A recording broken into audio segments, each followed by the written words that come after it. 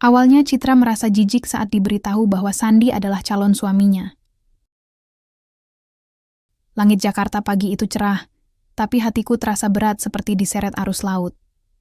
Aku, Citra Maharani, berdiri di depan cermin kamar tidur apartemenku di kawasan Sudirman, memperbaiki lipatan seragam pramugari dengan jari yang gemetar. Kain biru muda berlogo maskapai ternama itu masih rapi, harum, dan berkilau di bawah cahaya lampu LED. Sama seperti harapanku dulu ketika pertama kali diterima bekerja. Saat itu, aku yakin langit adalah batas. Dan kini, langit itu mulai runtuh. Aku menatap pantulan diriku sendiri. Rambut disanggul tinggi, makeup flawless, sepatu hak 8 cm yang selalu kugunakan untuk berjalan di koridor pesawat, seolah aku lahir untuk dunia ini. Dunia yang bersih, teratur, dan penuh cahaya. Dunia yang jauh dari lumpur, debu, dan bau tanah basah yang dulu mengisi masa kecilku di sebuah desa kecil di Jawa Tengah. Telepon bergetar di meja, layar menampilkan nama ibu. Aku menghela napas, lalu mengangkatnya dengan ragu. Citra. Suara ibuku parau, seperti kain yang nyaris robek. Kami tidak tahu harus bagaimana lagi. Aku diam. Aku tahu ini akan datang. Surat penyitaan lahan sudah resmi. Pengacara bilang, kalau dalam 3 minggu kita tidak bisa melunasi utang waris itu, 270 juta, semua akan diambil. Rumah, sawah, bahkan kuburan kakek. Aku menutup mata. Kakek yang dulu menggenggam tanganku dan berkata, jangan pernah malu jadi anak desa, nak. Tapi kalau kau pergi ke kota, jangan lupa akar. Aku pergi. Aku sukses. Tapi akarku kini terancam dicabut. Aku akan cari jalan, Bu, jawabku. Suara bergetar menahan tangis. Di luar jendela, gedung-gedung pencakar langit berdiri kokoh, seolah menertawakan betapa rapuhnya manusia di bawahnya. Aku punya gaji besar, tabungan lumayan, dan Bima, pilot muda yang karismatik, tampan, dan penuh ambisi. Dunia mengira kami pasangan sempurna. Bahkan kemarin, saat makan malam di restoran rooftop Senopati, ia menyodorkan kotak kecil berisi cincin berlian. Kapan kita nikah, Cit? Tanyanya. Matanya berbinar. Aku tersenyum, tapi tidak menjawab. Karena di balik senyum itu aku tahu, masa depanku bukan milikku sendiri. Bukan. Sejak 2 bulan lalu, surat sengketa lahan itu datang seperti petir di siang bolong. Ternyata, dokumen tanah warisan keluarga yang sudah turun-temurun sejak zaman kakek buyut tidak terdaftar dengan benar di kantor pertanahan kabupaten. Seorang pengembang besar mengklaim lahan itu sebagai miliknya, lalu menggugat keluargaku atas penggunaan lahan ilegal. Kami tidak curiga. Kami percaya pada sistem. Tapi sistem itu ternyata punya harga, dan kami tidak mampu membayarnya. Kini, keluargaku terjepit di antara utang, malu sosial, dan ancaman kehilangan segalanya. Di kampung, tetangga mulai bergosip. Anaknya jadi pramugari, tapi tidak bisa bantu keluarga. Katanya sukses di Jakarta, tapi rumahnya mau disita. Aku mendengarnya dari adikku yang masih kuliah di Yogyakarta. Aku hanya bisa menelan pil pahit itu sendirian. Aku kembali ke cermin. Menatap mataku yang dulu penuh impian, kini redup oleh beban. Aku meraih tas tangan kulit asli, hadiah ulang tahun dari Bima, dan memasukkan ponsel, lipstik, serta paspor. Nanti sore, aku akan terbang ke Bali. Tapi sebelum itu aku harus membuat keputusan yang akan mengubur masa depanku. Telepon berbunyi lagi. Kali ini dari Bima. Sayang, kau sudah pikirkan proposalku? Suaranya penuh percaya diri, seolah dunia ini memang miliknya. Aku menatap langit Jakarta sekali lagi. Biru, luas, dan bebas. Lalu berbisik pelan. Maafkan aku, Bima. Aku tidak bisa menikahimu. Dan di sanalah, di antara gemerisik kain seragam dan deru taksi di bawah, sayapku mulai patah. Bukan karena jatuh, tapi karena aku memilih untuk memotongnya sendiri, demi menyelamatkan akar yang hampir mati. Karena kadang, cinta bukan tentang terbang, tapi tentang kembali ke tanah. Meski tanah itu kini penuh duri. Hujan turun deras ketika bus antar kota itu berhenti di depan warung kopi tua di pinggir jalan desa. Aku turun dengan koper kecil berisi 2 baju ganti, dan rasa malu yang jauh lebih berat. Jakarta, dengan lampu neon, AC, dan wewangian parfum mahal, terasa seperti mimpi yang baru saja kutinggalkan. Di sini, udara lembab, tanah becek, dan bau jerami basah menyambutku, seperti kenangan yang tak pernah kuminta kembali. Desaku tak banyak berubah. Rumah kayu keluarga masih berdiri di ujung gang sempit, dikelilingi pohon mangga yang dulu sering kudaki bersama adikku. Tapi kali ini, aku pulang bukan untuk liburan. Aku pulang karena terpaksa. Ibu menyambutku dengan pelukan diam. Matanya sembunyi di balik keriput lelah, tapi aku tahu ia menahan tangis. Ayah terbaring di kamar, wajahnya pucat akibat stres berkepanjangan. Adikku, Rani, hanya menatapku dari balik pintu, seperti menyalahkan. Mungkin karena aku pergi, mungkin karena aku pulang terlalu lambat. Kita sudah bicara dengan keluarga Pak Wijaya, kata ibu pelan malam itu, saat kami duduk di atas tikar pandan, ditemani secangkir teh pahit. Mereka mau bantu lunasi utang, asal kau setuju. Apa maksudnya, Bu? Ibu menunduk. Mereka mau kau dinikahkan dengan Sandi, anaknya. Aku menatapnya, tak percaya. Sandi? Anak Pak Wijaya yang jadi petani itu? Ya, Sandi. Nama yang dulu hanya kudengar sebagai tetangga yang jarang bicara, sering terlihat di sawah saat aku pulang sekolah dulu. Lelaki yang katanya pendiam, tidak tamat SMA, dan hidupnya hanya di antara lumpur dan cangkul. Dia tidak minta mahar. Malah, dia yang akan bayar semua utang keluarga.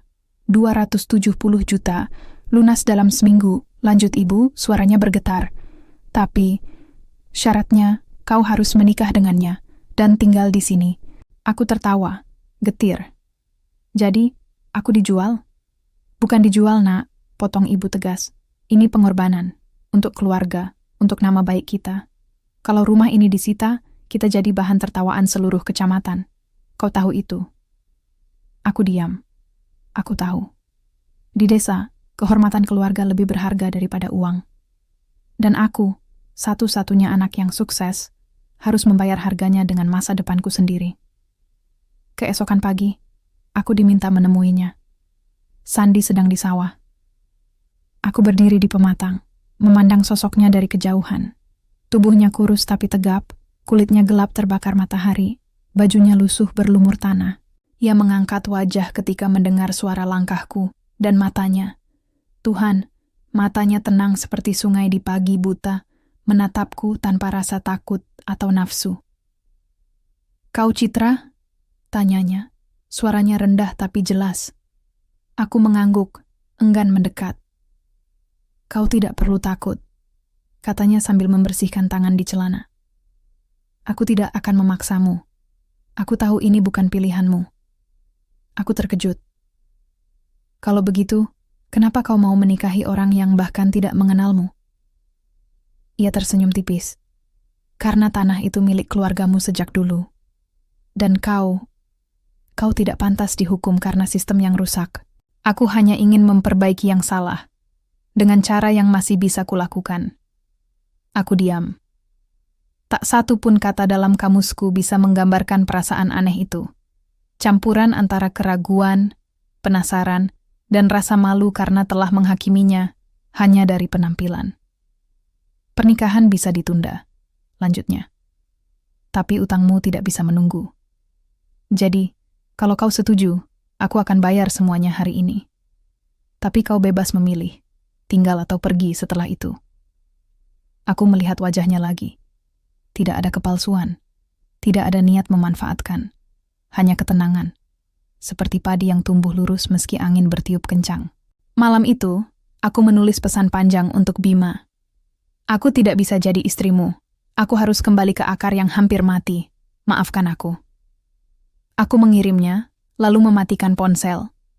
Besok pagi, di bawah langit yang sama yang dulu menyaksikan aku pergi, aku menyetujui perjodohan itu. Bukan karena cinta, tapi karena keluargaku butuh penyelamat, dan aku, yang dulu ingin terbang, kini harus menjadi jangkar. Aku hanya berharap, jangkar itu tidak akan menenggelamkanku selamanya. Pesan itu terkirim jam 22.17 malam. Hanya 3 baris, tapi cukup untuk menghancurkan segalanya yang pernah kami bangun. Aku menikah minggu depan, jangan cari aku lagi. Aku tidak menunggu balasan. Aku tahu Bima tidak akan diam. Dan memang benar, 2 jam kemudian ponselku berdering tanpa henti. 7 kali panggilan tak terjawab. Lalu pesan suara pertama. Citra, ini gurauan kan? Kau tidak mungkin serius. Aku bisa bayar utang keluargamu, berapapun. Tapi jangan hancurkan hidupmu demi orang-orang yang bahkan tidak bisa menjaga tanah sendiri. Pesan kedua. Kalau kau menikah dengan petani itu, kau bukan lagi Citra yang kusayangi. Kau cuma wanita lemah yang menyerah pada nasib. Aku membuang ponsel ke dalam laci, menekan telapak tangan ke dahi, dan menahan napas sampai dadaku sesak. Bukan karena kata-katanya menyakitkan, tapi karena di balik kemarahannya, aku mendengar kebenaran yang tak ingin kuakui. Aku memang menyerah.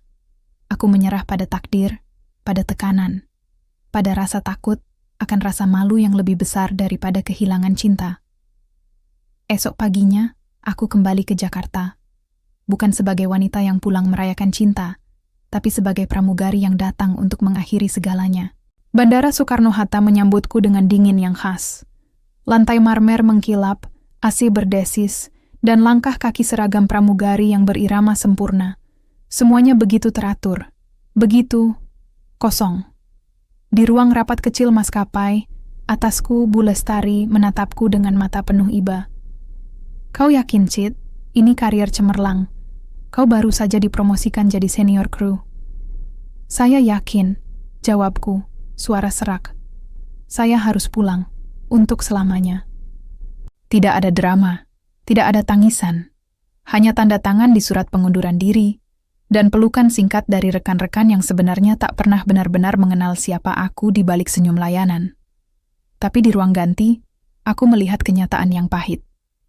Katanya mau nikah sama pilot Garuda, malah kembali ke desa menikahi petani. Mungkin dia hamil, jadi buru-buru dinikahkan. Sudah jatuh miskin, jangan salahkan orang kalau dikasihani. Suara-suara itu berbisik di balik pintu, seperti ular yang merayap di atas tulang punggungku.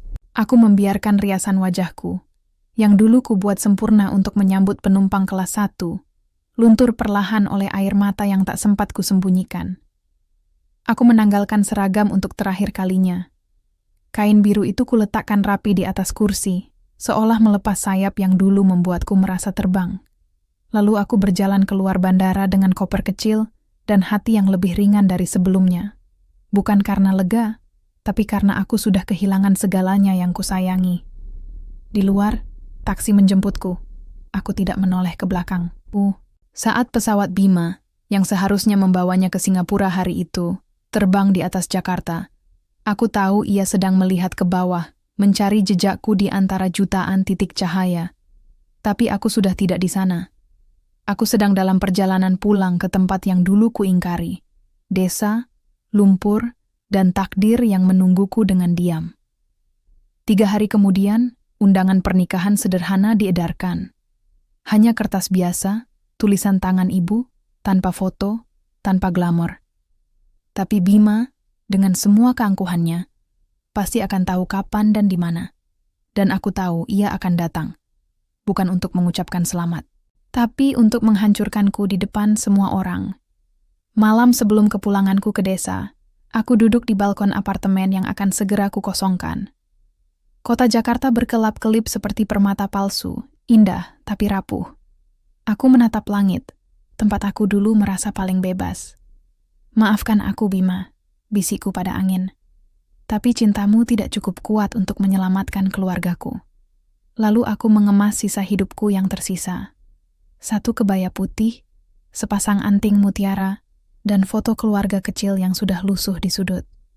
Keesokan pagi, aku naik kereta ekonomi ke arah selatan, tanpa makeup, tanpa harapan. Hanya dengan keheningan yang lebih dalam daripada lautan. Karena kadang, patah hati bukanlah akhir, tapi awal dari keheningan yang akan mengajarkan kita mendengar suara hati yang selama ini kita abaikan. Hari pertamaku sebagai istri Sandi dimulai dengan suara ayam berkokok sebelum matahari terbit. Aku terbangun di atas kasur anyaman rotan yang keras. Selimut tipis menutupi tubuhku yang masih terbiasa dengan katun Mesir dan pendingin ruangan. Dinding kamar, jika bisa disebut kamar, terbuat dari bambu yang retak, dengan celah cukup lebar, untuk membiarkan embun pagi menyelinap masuk. Udara dingin menusuk kulitku yang dulu hanya mengenal parfum dan pelembab mahal. Aku menatap langit-langit dari anyaman daun kelapa, berusaha menelan rasa asing yang menggerogoti dada. Ini bukan rumah, ini hukuman. Sandi tidur di ruang tamu, di atas tikar pandan, dengan selimut seadanya. Ia menepati janjinya, tidak menyentuhku, tidak memaksaku, bahkan tidak memanggilku istri. Ia hanya berkata selamat pagi, lalu pergi ke sawah sebelum aku sempat membuka mulut. Hari-hari pertama berlalu dalam diam. Aku tidak bicara. Ia tidak memaksa. Ibu mencoba menengahi dengan masakan, nasi liwet, sambal terasi, ikan asin, makanan yang dulu kusukai waktu kecil, tapi kini terasa asing di lidah yang sudah terbiasa dengan quinoa dan salad kale. Aku duduk di teras rumah, memandang sawah yang membentang hijau di kejauhan. Di Jakarta, pemandanganku adalah gedung dan lampu lalu lintas.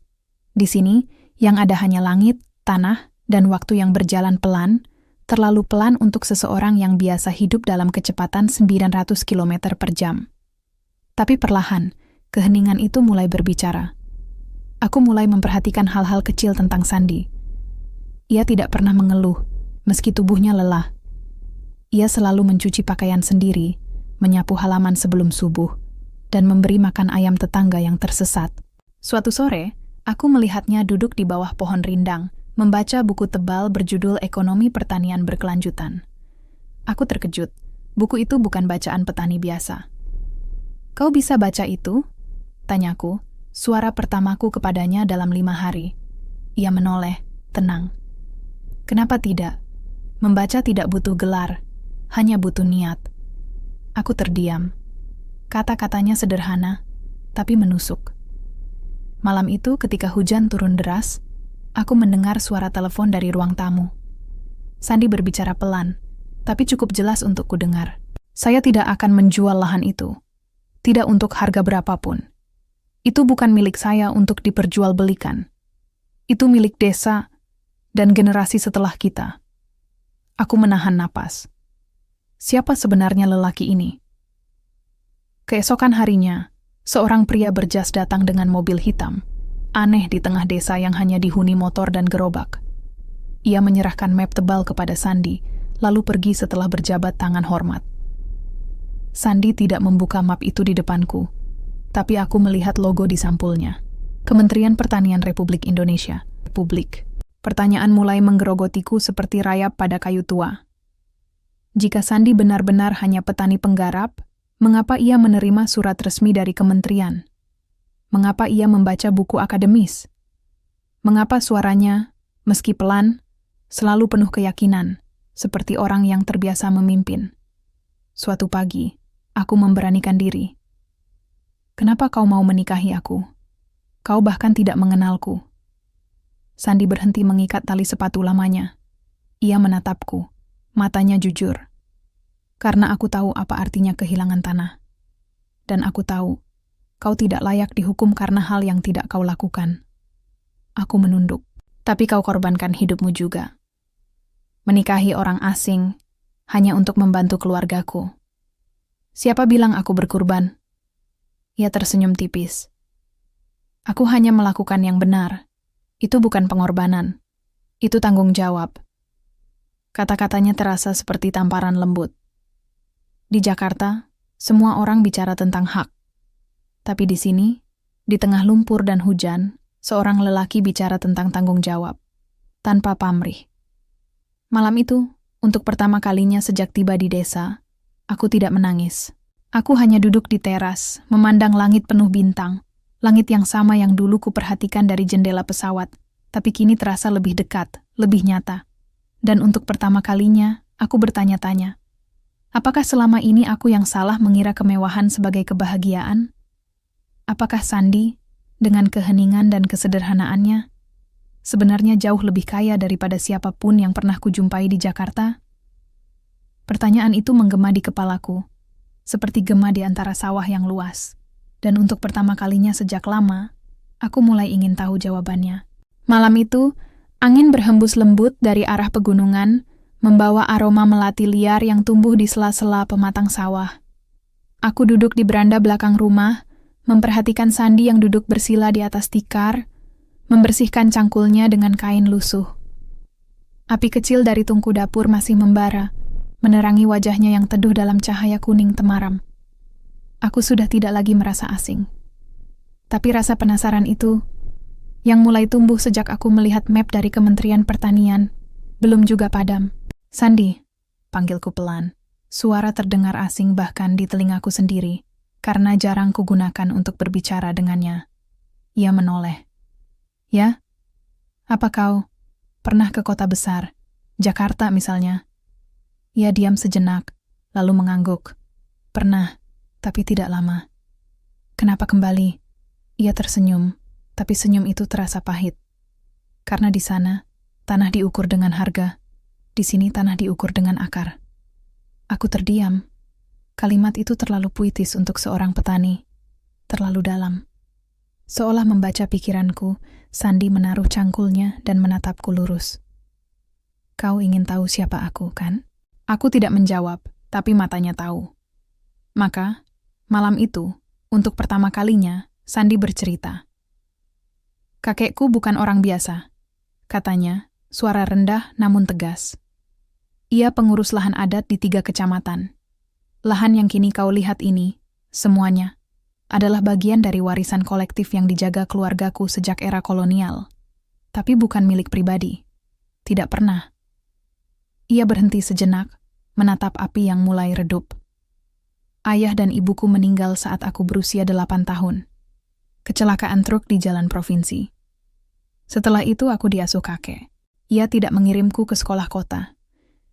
Ia bilang, ilmu itu bukan hanya di buku, nak. Ilmu itu di tanah, di air, di langit. Jadi aku belajar dari petani, dari hujan, dari padi yang tumbuh. Aku terpaku. Di balik tubuh kurus dan pakaian lusuh itu, ternyata tersimpan sejarah yang jauh lebih berat daripada yang kubayangkan.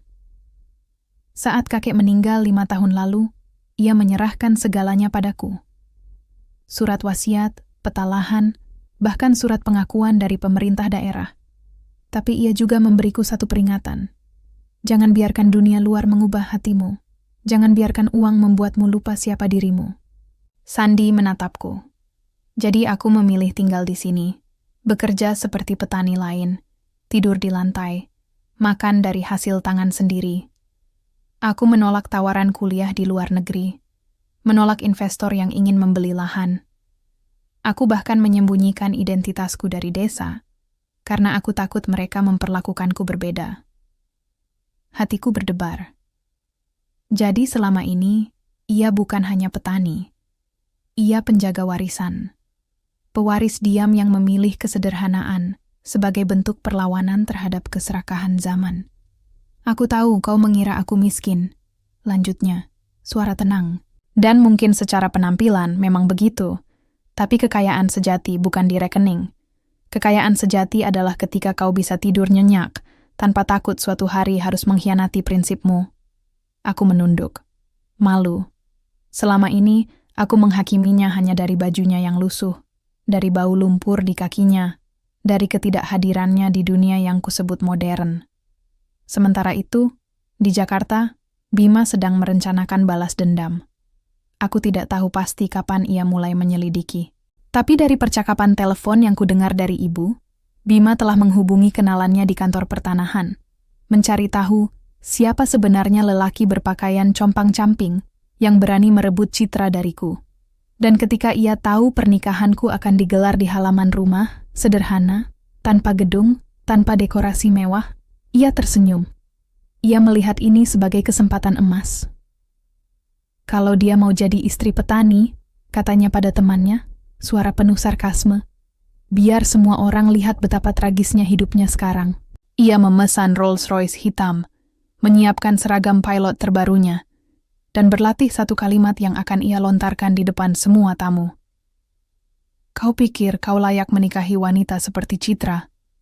Kau cuma gembel bau lumpur yang bahkan tidak tahu cara memakai sepatu. Ia tidak tahu, tidak mungkin tahu, bahwa di balik lumpur itu ada akar yang lebih dalam daripada gedung pencakar langit. Sementara itu, di desa kecil yang sunyi, aku duduk di samping lelaki yang dulu kubenci. Kini mulai kuhormati. Dan untuk pertama kalinya, aku merasa aman. Bukan karena ia kaya, tapi karena ia jujur. Namun, bayangan masa lalu Bima dan keangkuhannya yang membara sudah mulai mendekat. Undangan pernikahan telah dikirim. Hari H tinggal 5 hari lagi. Dan badai, entah akan menghancurkan atau membersihkan, akan segera datang. Di bawah langit yang sama, 3 takdir bersiap bertemu. Seorang pramugari yang kehilangan sayapnya, seorang petani yang menyembunyikan mahkotanya, dan seorang pilot yang percaya dirinya tak terkalahkan. Semua akan berubah dalam satu hari yang tak terlupakan. Langit pagi itu cerah, seolah alam ikut merayakan hari yang, bagiku, harusnya menjadi akhir segalanya. Tenda terpal biru muda menaungi halaman rumah, dihiasi janur kuning dan bunga kamboja segar yang dipetik dari pekarangan tetangga. Tak ada karpet merah, tidak ada lighting dramatis, apalagi gaun pengantin berlapis rendah. Aku mengenakan kebaya putih sederhana, kain batik lawasan dari warisan nenek, dan rambut yang dikonde tanpa hiasan berlian, hanya tusuk konde kayu jati yang dulu dipakai ibuku di hari pernikahannya. Sandi berdiri di sampingku, mengenakan beskap Jawa berwarna coklat tua, kainnya sederhana tapi rapi, kancingnya dari tempurung kelapa. Ia tidak memakai jam tangan, tidak ada cincin, hanya tasbih kayu di saku. Tapi anehnya, di tengah kesederhanaan itu, ia terlihat berwibawa, seperti pohon tua yang diam, tapi akarnya menahan seluruh tanah dari longsor. Tamu-tamu datang dengan senyum tulus, tetangga, sanak saudara, guru SD ku dulu, bahkan penjual nasi di pasar desa. Mereka membawa nasi tumpeng, kue lapis, dan doa. Suasana hangat, riuh rendah dengan tawa dan canda, jauh dari pesta mewah yang pernah kubayangkan bersama Bima di ballroom Ritz-Carlton. Lalu, deru mesin mobil terdengar dari kejauhan. Bukan suara truk atau motor, tapi mesin halus, dalam, dan megah, seperti yang hanya dimiliki oleh kendaraan berharga miliaran. Semua orang menoleh. Sebuah Rolls-Royce Phantom hitam melaju pelan melewati jalan berlumpur. Ban besar itu nyaris menyentuh selokan, tapi tetap menjaga keangkuhannya. Mobil itu berhenti persis di depan tenda pernikahan. Pintu terbuka. Dan Bima turun, mengenakan seragam pilot lengkap dengan emblem emas di bahu. Sepatu mengilat, rambut tersisir rapi, senyumnya penuh kemenangan. Diam seketika menyelimuti acara. Bima melangkah maju, langkahnya percaya diri, matanya menyapu hadirin seperti raja yang datang ke pesta rakyat jelata. Ia berhenti tepat di depanku, lalu memandang Sandi dengan tatapan penuh ejekan. "Selamat pagi, Pak Petani," katanya, suara dingin menusuk. "Maaf datang terlambat, tapi aku ingin pastikan aku tidak melewatkan momen penting ini." Aku menahan napas, jantungku berdebar kencang. Bima tertawa, pendek, sinis. "Aku dengar kabar kau menikahi Citra, gadis yang dulu pernah kusentuh tangannya di kabin kelas 1. Gadis yang pernah kurencanakan liburan ke Maladewa bersama. Dan sekarang..." Ia menatapku, matanya menyiratkan kekecewaan palsu. "Kau rela hidup seperti ini? Digubuk? Menikah dengan lelaki yang bajunya saja belum pernah dicuci kering?" Beberapa tamu mulai gelisah. Ibu menunduk, menahan air mata. Ayah menggenggam tangannya erat. Tapi Bima belum selesai. Ia berbalik ke Sandi. Wajahnya memerah oleh amarah yang sengaja dipertontonkan. "Kau pikir kau layak menikahi wanita seperti Citra? Kau cuma gembel bau lumpur. Kau bahkan tidak tahu cara memegang garpu yang benar. Kau tidak punya apa-apa, tidak pendidikan, tidak pekerjaan, tidak masa depan. Kau..." Tepat di saat itu, suara deru mesin datang lagi, kali ini lebih banyak. 3 mobil hitam berplat merah berhenti berderet di depan rumah. Bukan sembarang mobil, SUV mewah dengan stiker resmi kementerian. Pintu terbuka. Orang-orang berjas rapi turun, membawa map tebal dan wajah serius. Semua hadirin terdiam. Bahkan ayam di halaman berhenti berkokok. Seorang pria paruh baya dengan rambut putih dan dasi merah menyapa Sandi dengan hormat. "Pak Sandi Wijaya," suaranya tegas namun sopan. "Maaf kami terlambat. Kami baru saja selesai rapat darurat di Jakarta." Sandi mengangguk tenang. "Tidak apa-apa, Pak Menteri." "Pak Menteri." Kata itu seperti petir yang menyambar kepala Bima. Wajahnya memucat, matanya membelalak. Pria itu melanjutkan, suara lantang agar semua tamu mendengar. "Selamat atas pelantikan resmi Anda sebagai Direktur Utama Agro Nusantara Group, konsorsium pertanian terpadu yang mengelola ekspor padi organik, kopi spesialty, dan rempah ke 23 negara. Kementerian dan Dewan Direksi sangat menghargai komitmen Anda dalam menjaga kedaulatan pangan nasional." Ia menyerahkan map berlogo negara. "Surat keputusan ini sah sejak kemarin. Anda kini secara resmi memegang hak pengelolaan atas 12.800 hektar lahan produktif di Jawa Tengah dan Yogyakarta, termasuk lahan warisan keluarga ini, yang kini dilindungi undang-undang sebagai aset strategis nasional." Keheningan total.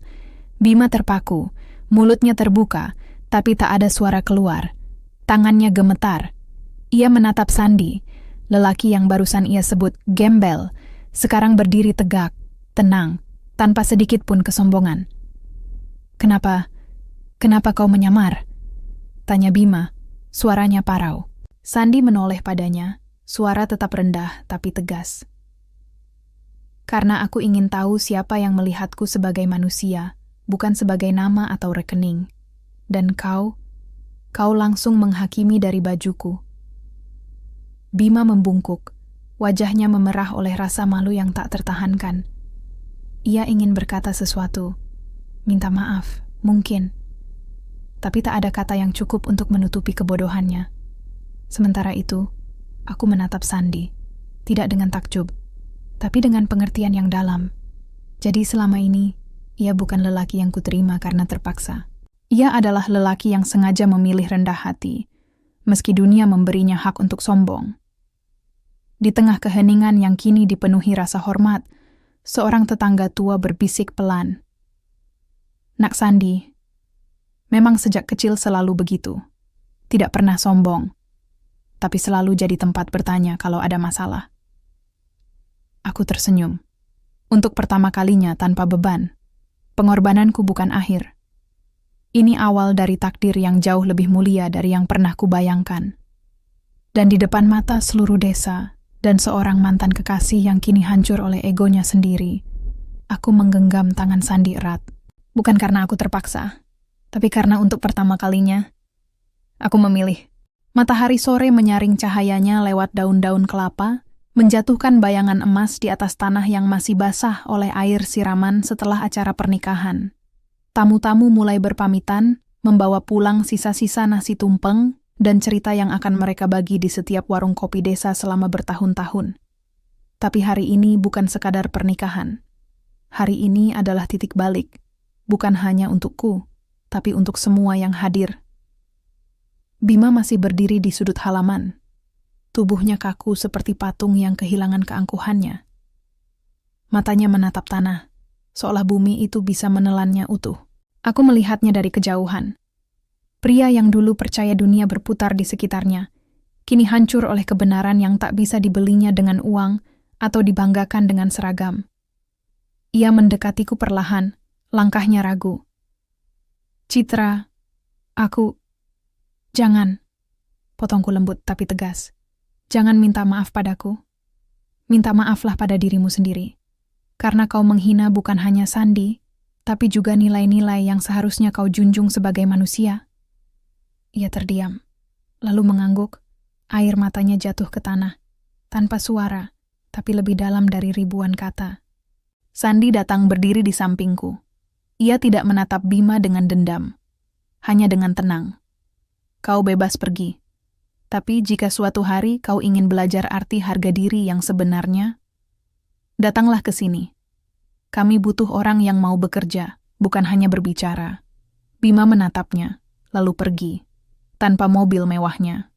Ia berjalan kaki menyusuri jalan desa, punggungnya membungkuk, seolah beban kesombongannya akhirnya terlalu berat untuk ditanggung. Malam itu, untuk pertama kalinya, aku dan Sandi duduk bersama di teras. Bukan sebagai dua orang asing yang dipaksa bersatu, tapi sebagai dua jiwa yang mulai saling mengerti. "Apa kau menyesal?" tanyaku pelan, menatap wajahnya yang diterangi cahaya lentera minyak. Sandi tersenyum. "Menyesal? Tidak. Aku menyesal kalau kau menyesal." Aku menggeleng. Aku tidak menyesal. Aku hanya heran. Kenapa kau tidak memberitahuku sejak awal? Karena aku ingin kau melihatku, bukan melihat hartaku. Dan hari ini, kau tetap memilihku, bahkan setelah tahu siapa aku sebenarnya. Aku menunduk, hati berdebar. Aku memilihmu bukan karena hartamu, tapi karena kau tetap Sandi. Meski dunia memberimu hak untuk jadi siapapun. Hening yang hangat menyelimuti kami. Di kejauhan, suara jangkrik dan aliran irigasi mengalun seperti lagu pengantar tidur. Hari-hari berikutnya berlalu dengan kelembutan yang tak pernah kubayangkan. Aku tidak langsung menjadi istri direktur. Aku tetap memasak, mencuci, dan belajar menanam padi. Meski tanganku lecet dan kaki penuh lumpur. Tapi setiap malam, Sandi mengajarkanku membaca laporan ekspor, memahami sertifikasi organik, dan berkomunikasi dengan mitra luar negeri. Dan aku, dengan pengalaman internasionalku sebagai pramugari, mulai membantunya. Aku menerjemahkan dokumen, mengatur jadwal rapat virtual, bahkan membantu mendesain kemasan produk pertanian mereka agar menarik di pasar Eropa. Suatu pagi, Sandi menyerahkan sebuah surat kepadaku. "Kementerian mengusulkanmu sebagai duta pertanian berkelanjutan untuk kawasan Asia Tenggara. Mereka terkesan dengan cara bicaramu dan pemahamanmu tentang budaya global." Aku terkejut. "Aku? Tapi aku bukan ahli pertanian." "Tapi kau mengerti manusia," katanya. "Dan itu jauh lebih penting." Aku menatapnya. Lelaki yang dulu ku benci karena bajunya lusuh, kini menjadi alasan aku kembali percaya pada kebaikan. Tak lama setelah itu, kabar tentang Bima sampai ke desa. Ia dipecat dari maskapai setelah inspeksi internal, menemukan ia menyembunyikan riwayat gangguan penglihatan. Pelanggaran serius dalam dunia penerbangan. Ia kehilangan pekerjaan, reputasi, bahkan pacar barunya meninggalkannya. Aku tidak merasa senang, tapi juga tidak ingin membiarkannya jatuh terlalu dalam. Aku menghubunginya. "Ada pekerjaan di pusat pelatihan pertanian kami, bukan sebagai pilot, tapi sebagai koordinator logistik. Gajinya kecil, tapi jujur." Ia terdiam lama di ujung sana, lalu berbisik, "Mengapa kau mau bantu aku, setelah semua yang kulakukan?" "Karena kau pernah mengenalku pada cinta," jawabku. "Sekarang, biarkan aku mengenalkanmu pada harga diri yang sejati." Di hari pelantikanku sebagai duta, aku mengenakan busana yang menggabungkan dua dunia. Kebaya sutra emas dengan potongan modern, dipadukan kain lurik dari desa, anting mutiara dari laut selatan, dan rambut yang dikonde dengan sisir perak berukir parang. Aku berdiri di panggung sederhana di balai desa, tapi di hadapan perwakilan dari 5 negara. Sandi menatapku dari barisan depan, matanya penuh bangga. Tidak karena penampilanku, tapi karena aku akhirnya menemukan tempatku. Bukan di langit, tapi di tanah yang memberiku akar. Dan di sanalah, di antara aroma padi yang sedang berbunga dan suara tawa anak-anak desa, aku tahu. Cinta sejati bukan tentang siapa yang paling kaya, paling tampan, atau paling terkenal. Tapi tentang siapa yang tetap menjagamu, meski kau datang dengan luka, keraguan, dan masa lalu yang patah. Aku bukan lagi pramugari yang kehilangan sayap. Aku adalah wanita yang akhirnya belajar. Tanah pun bisa menjadi langit jika kau menanam kejujuran di dalamnya. Pagi itu, langit di atas desa Sumberjati berwarna jingga lembut, seolah alam ikut merayakan momen bersejarah yang akan segera terjadi. Di halaman depan gedung pelatihan pertanian, bekas balai desa yang kini direnovasi dengan dana CSR perusahaan Sandi, puluhan orang berkumpul. Bukan hanya warga setempat, tapi juga perwakilan dari kedutaan besar, jurnalis nasional, dan petani dari desa tetangga yang datang berjalan kaki selama 2 jam hanya untuk menyaksikan acara ini. Hari ini, kami meluncurkan ekspor perdana beras organik, lumbung emas ke Belanda. Produk pertama dari jaringan pertanian berkelanjutan yang dibangun Sandi selama bertahun-tahun dalam diam. Dan aku, Citra Maharani, dulu pramugari yang kehilangan sayap, kini berdiri di podium kecil berlantai kayu jati, mengenakan busana yang memadukan dua dunia. Gaun sutra emas berpotongan modern dengan motif parang klasik, dipadukan selendang tenun ikat dari NTT dan anting emas berbentuk padi yang dibuat pengrajin lokal. Riasanku sederhana, tapi pancaran wajahku bersinar. Bukan karena bedak atau highlighter, tapi karena keyakinan yang akhirnya kutemukan. Dulu, aku percaya kesuksesan diukur dari seberapa tinggi kita terbang. Ujarku ke mikrofon, suara tenang namun tegas. Tapi sekarang, aku tahu. Kesuksesan sejati diukur dari seberapa dalam kita menanam akar, dan seberapa banyak kita memberi buah pada orang lain. Tepuk tangan menggema. Di barisan depan, Sandi tersenyum. Matanya penuh kebanggaan, tapi tetap rendah hati seperti biasa. Di sampingnya, Bima berdiri mengenakan kemeja lengan panjang dan celana kain. Rambutnya tidak lagi disisir ke belakang dengan pomade, tapi alami. Ia kini koordinator logistik untuk proyek pertanian itu, dan untuk pertama kalinya dalam hidupnya, ia bekerja tanpa mencari pujian. Setelah acara, aku mendekatinya. "Kau terlihat damai," kataku. Ia mengangguk. Aku akhirnya mengerti. Kemewahan bukan di mobil atau jam tangan, tapi di rasa lapar yang bisa kau obati, di tangan yang bisa kau bantu. Aku tersenyum. "Selamat, Bima. Kau akhirnya menjadi manusia." Malam itu, di rumah kami yang kini diperluas dengan tambahan ruang kerja dan perpustakaan kecil, Sandi menyerahkan sebuah amplop tebal padaku. "Ini laporan keuangan tahunan Agro Nusantara," katanya. "Kami untung bersih hampir 40 miliar, dan 70%-nya akan dialokasikan untuk beasiswa anak petani, sekolah lapang, dan pembangunan irigasi." Aku menatap angka itu. Angka yang dulu kubayangkan hanya bisa kukejar lewat gaji pramugari atau pernikahan mewah. Tapi kini, uang itu tidak membuatku gelap mata. Aku malah bertanya, bagaimana kalau kita bangun sekolah pertanian di atas lahan warisan kakekmu? Tempat anak-anak belajar tidak hanya menanam padi, tapi juga nilai kejujuran, kesabaran, dan tanggung jawab. Sandi menatapku lama, lalu berkata, "Itu ide terbaik yang pernah kudengar." Beberapa minggu kemudian, surat datang dari Jakarta, dari mantan rekan pramugariku yang kini menjabat sebagai kepala kabin di maskapai yang sama. "Citra, kami melihat beritamu di media. Kami bangga. Kau menginspirasi kami untuk tidak hanya melayani penumpang, tapi juga mengingat dari mana kita berasal. Kalau suatu hari kau butuh mitra untuk promosi pariwisata desa, hitung kami sebagai bagian." Aku menunjukkan surat itu pada Sandi. Ia tertawa kecil. Ternyata, langit dan bumi bisa bekerja sama. Aku mengangguk. Asal keduanya jujur. Tak lama setelah itu, kabar tentang Sandi menyebar luas. Media menyebutnya petani miliarder yang hidup sederhana. Banyak perusahaan menawarkan kerjasama, selebriti ingin berfoto dengannya, bahkan ada yang menawarkan acara reality show. Tapi Sandi menolak semuanya. Kekayaan yang terlalu dipamerkan akan mengundang niat buruk, katanya padaku suatu malam, sambil duduk di bawah pohon mangga tempat kami pertama kali bicara. Aku lebih suka dikenang sebagai lelaki yang menjaga amanah, bukan sebagai selebriti. Aku menatap wajahnya yang diterangi cahaya bulan. Di matanya, aku melihat sesuatu yang tak pernah kulihat pada Bima, kedamaian yang lahir dari integritas.